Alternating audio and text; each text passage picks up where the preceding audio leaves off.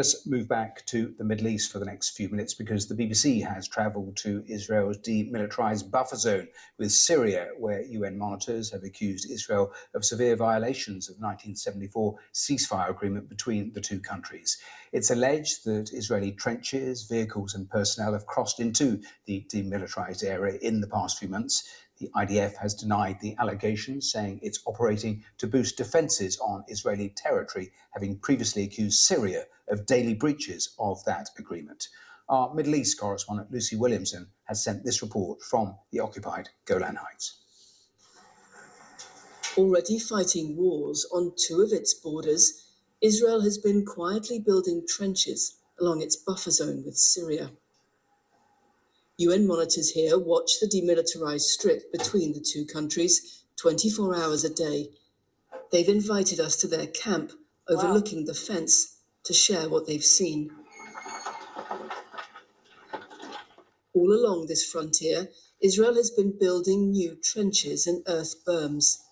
We filmed this footage last month near the town of Majd al-Shams, and this a few miles further south.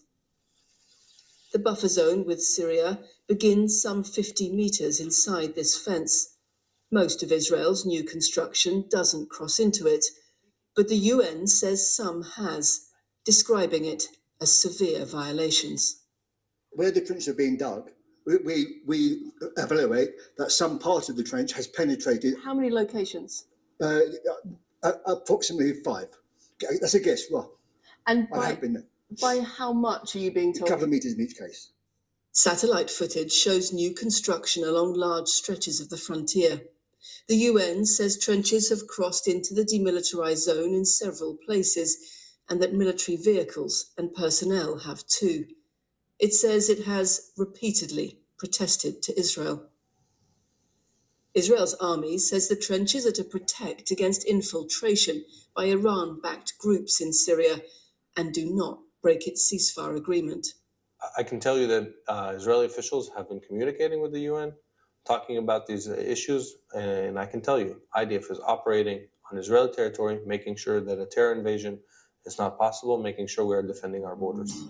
A year of escalating conflict with Iranian allies across the region has left its mark here. Iran-backed groups in Syria and Iraq have been sending drones and missiles across this border. Israeli forces have been shooting them down. Israel is already fighting Iranian allies across the region, but more than a year into this conflict, friction is also being felt along its quietest frontier. Lucy Williamson, BBC News, the occupied Golan Heights.